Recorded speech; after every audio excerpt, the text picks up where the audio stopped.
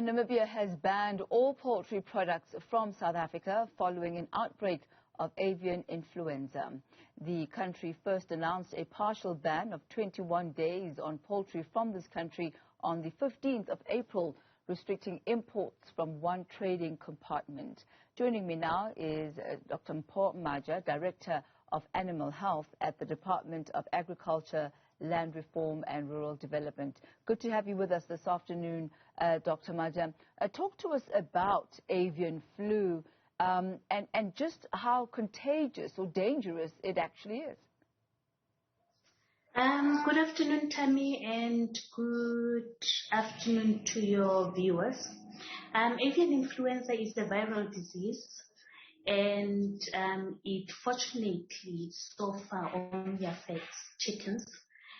We have not seen any indication that it affects other species, particularly this virus that we are dealing with. And what causes it? It's a viral disease. It occurs naturally. It's just like our normal human influenza that we get on an annual basis, but this one only affects chickens and birds. Now talking about the ban that Namibia has imposed on South African poultry, we've seen countries like Lesotho, Swaziland and Mozambique having imposed a partial ban. Talk to us about the measures that have been taken by these countries. If I may correct you, it is now Eswatini. Yes, they have placed bans on imports of our meat and live birds. Initially, Lesotho had suspended only imports from Gauteng, while Eswatini and Mozambique had placed bans on only affected compartments or only affected farms. Botswana also, similarly to Namibia, similar to Eswatini and Mozambique, have suspended trade only from affected farms. Unfortunately, Namibia has suspended all imports except for processed products from the entire country. And on communicating with them, they will reassess the situation in about a week or two once they have received all the information and are confident that the situation is stable. And what are the impacts of these bans domestically, not only on consumers but on farmers too? Unfortunately, most of our exports go to the neighboring countries. I think, as you can imagine, the region relies on us for live birds, for live chickens, as well, and most importantly, for meat. So it does have a huge impact on the producers. But fortunately, the current virus that we are dealing with does not affect people, so the consumer is fairly safe. Both eggs and meat that is on the shelf is perfectly safe for consumption. So the consumer has nothing to worry about. Will it have a commercial impact on the price of poultry? They have indicated that it's a small percentage of the producers that have been affected so far. I am not sure that we are reaching the end of the outbreak soon because we are reporting more cases, but I do not think that it would be so bad that it affects the price of either eggs or meat that the consumers have access to.